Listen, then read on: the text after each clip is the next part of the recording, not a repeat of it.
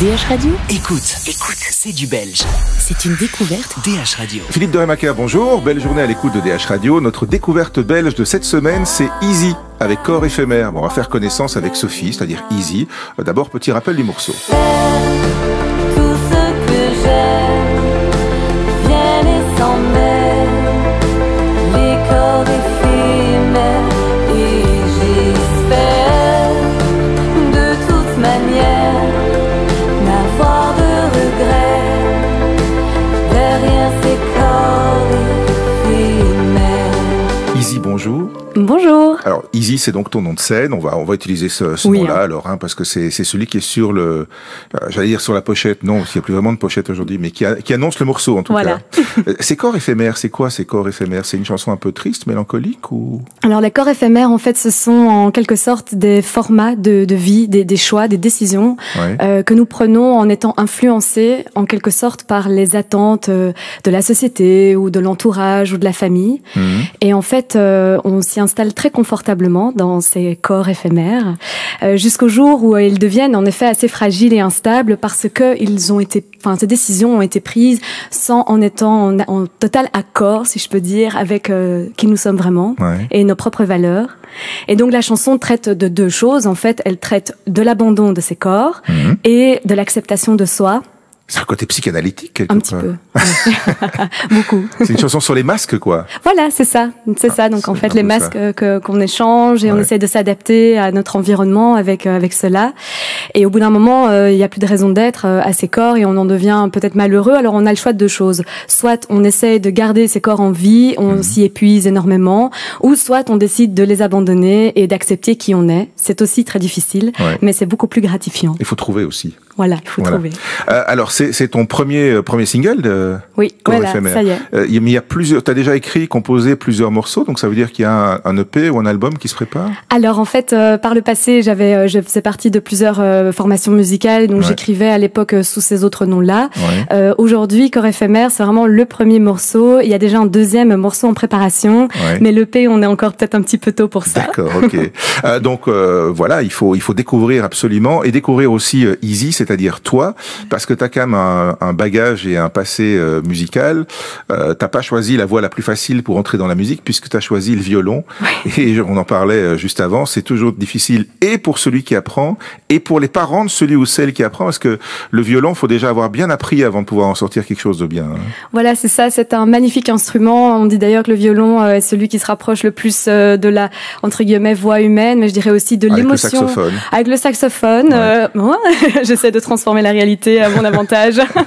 Mais je veux dire, c'est quand même un instrument qui arrive à représenter, je trouve, vraiment les émotions, Ouais. surtout humaines. Et c'est vrai que c'est un instrument qui demande beaucoup de pratique pour pouvoir être joli et agréable à écouter. Ça demande beaucoup de travail. Et voilà, moi j'en ai fait pendant 8 ans. Ça a été un superbe parcours. Mais après, j'avais décidé de changer un petit peu et je me suis consacrée au chant.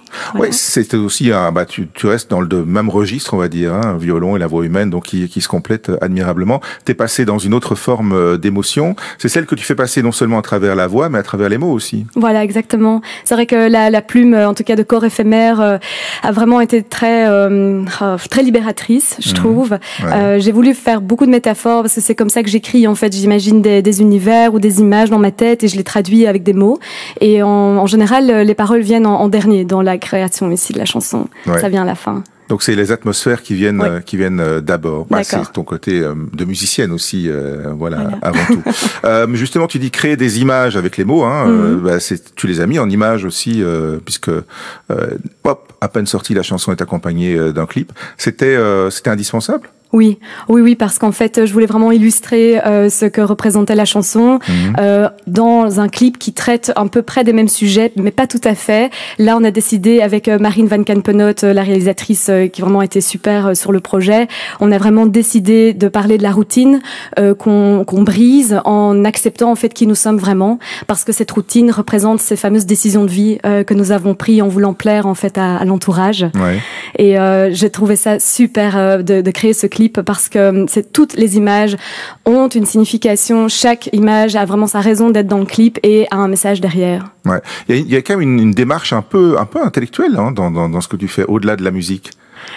C'est vrai que je peux pas écrire quelque chose sans vraiment le ressentir ou l'avoir vécu. Donc c'est vrai que j'ai moi-même traversé en fait cette phase, et donc c'est carrément autobiographique, Corps éphémère. C'est un peu libératoire, quoi. Oui, complètement. Ou libérateur, je ne sais pas ce qui. Libérateur. Ouais, peut-être. On va dire ça comme ça. Alors, t'es dans un environnement qui est pas spécialement musical, quoique. Quoique, donc au niveau de la famille, ou oui, c'est vrai que ma famille elle vient plutôt du monde médical, donc j'ai des grands-parents, enfin un grand-père et un oncle et une maman qui sont et une sœur dans ce milieu-là. En fait, ça fait du monde, hein. tout le monde. Moi, je tiens plus du côté paternel qui lui aussi vit de sa passion. Il est baryton, et donc je crois que inconsciemment je suis de ce côté-là aussi. Il t'a donné des conseils justement pour la voix? Oui. En fait c'est un peu lui mon coach depuis toute petite. C'est lui qui m'a initié au chant et qui m'a appris tout ce qu'il pouvait savoir. Et donc j'espère pouvoir faire déjà lui rendre hommage par rapport à ça, et puis surtout faire perdurer ce qu'il m'a appris. Alors quand on se lance dans la musique, quand tu t'es lancé dans la musique, même si tu avais une formation classique très solide, faut savoir s'entourer. Comment est-ce qu'on arrive à trouver les bonnes personnes pour s'entourer? C'est un peu le fruit du hasard, de la chance? Oui, je pense que d'une part, il y a un peu de hasard, mais après, il faut savoir saisir les occasions. Je crois qu'il y a à chaque fois, d'une rencontre, une opportunité à savoir saisir. Il faut savoir parler de son projet, le défendre, et un peu comme Corps éphémère, accepter vraiment ce qu'on ressent et le faire communiquer aux autres. Donc oui, Corps éphémère, ici, ce premier single est le fruit de beaucoup de rencontres. J'ai eu l'occasion de travailler en fait avec Léo Nocta à la production, ainsi que dans la composition, et aussi avec Olivier Reinhardt, qui sont. T'es aussi passé par la case The Voice. Voilà. Voilà. Mais c'est un petit peu le truc qui, même si on termine pas premier, ça permet quand même de se faire un petit carnet d'adresses, d'avoir croisé quelques personnes. C'est ça. Moi, je pense que oui, ça fait partie du réseautage, entre guillemets. The Voice, c'est vraiment un chouette tremplin. Ça permet aussi de se confronter un peu à la réalité aussi de l'environnement, parce que l'industrie musicale, c'est quand même pas quelque chose de facile. Et là, on se rend compte un petit peu des enjeux et de tout ce qu'il y a derrière. Et après, surtout, on rencontre des chouettes personnes, même d'autres artistes et musiciens, et qui sait... on sait jamais. Et plus si affinité, quoi. Disons qu'en tout cas, ça peut un jour peut-être donner d'autres créations.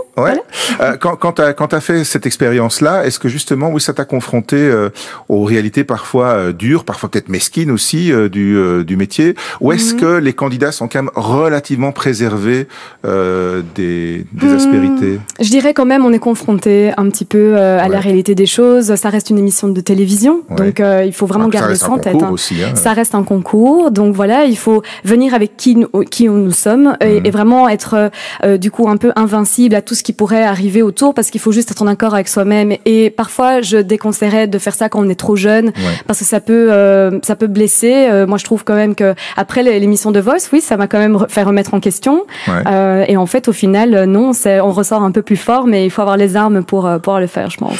Est-ce qu'il faut une solide dose de culot ou d'ego pour se lancer dans une carrière musicale, pour se dire allez, moi je peux le faire, j'y vais? Je dirais il faut avoir confiance en soi, en ce qu'on peut atteindre. Donc ça c'est déjà un long travail. Donc d'ego, il faut pas qu'il soit mal placé, il faut qu'il reste intègre, et que ce soit quand même ce soit pas vide de sens. Par contre du culot, oui, ça je pense qu'il en faut. Il en faut beaucoup. Pour enfoncer les portes parfois. Oui. Je pense qu'il faut pas avoir peur, mais c'est dans tous les métiers. Je pense que si on veut vraiment créer, que ce soit une société ou une marque ou n'importe, il faut être derrière, et il faut avoir vraiment l'envie d'y arriver. Alors t'as étudié la musique puisque t'as fait du violon pendant des années, et puis le chant. T'as envisagé une autre spécialité à un moment donné, une autre profession avant de te lancer dans la chanson? Complètement. En fait, à la base, moi j'ai un master en relations publiques, donc j'ai travaillé après dans la com pendant de nombreuses années, et j'avoue avoir fait un petit peu le tour peut-être de ce domaine-là, et je trouvais qu'il me manquait quelque chose dans ma vie, et la scène me manquait de plus en plus, parce que plus on avance dans ce domaine, plus ça prend du temps, et on doit s'y consacrer à 100%, et là je me suis dit alerte, si je fais ça, j'aurai plus de temps pour la musique et la créativité en général. Et en fait, j'ai décidé de claquer un petit peu la porte de ce domaine, et de maintenant pouvoir m'épanouir et réaliser mon rêve. Mais en même temps, c'est une pierre à l'édifice aussi, parce que les relations publiques et la communication pour le métier que tu fais aujourd'hui, pour la musique, il faut savoir tout faire. Hein. Ah oui, alors là, franchement, musicien, faut être polyvalent, faut avoir au moins 45 cordes à son arc. Vraiment, parce qu'on doit pouvoir écrire correctement au contact. Il faut pouvoir pouvoir faire de jolis visuels, savoir défendre son projet, le rendre beau, le rendre audible. Enfin, vraiment, c'est beaucoup de compétences. Avoir de l'aisance aussi, ça aide. Hein. Avoir de l'aisance. Ouais. Oui. Donc, parce que je pense que la musique, c'est quand même un partage. Ça, on peut dire ce qu'on veut. Et il faut pouvoir le communiquer. Et c'est vrai que le fait de pouvoir, être quelqu'un qui a facile, je veux dire, à le faire, ben ça aide. Ouais. Voilà, parce que c'est à ça que ça sert. Voilà. Bon, donc il faut composer encore plein de morceaux pour avoir pour faire des concerts aussi maintenant. Voilà, c'est ça. Donc en fait, le but vraiment, moi je dirais moyen terme, ce serait quand même de pouvoir faire un concert d'une demi-heure avec des chansons personnelles plus peut-être une cover. Mais ce serait vraiment un souhait très très cher qui me tient à cœur. Donc oui, qui sait, dans quelques mois. Une aventure à suivre, celle de Easy. Alors ça s'écrit YSI, mais c'est pas de mettre un Z comme moi parce qu'après vous trouvez pas. Donc voilà, YSI. Et le morceau s'appelle Corps éphémère. C'est notre découverte belge de cette semaine sur DH Radio. Merci Easy. Merci Philippe.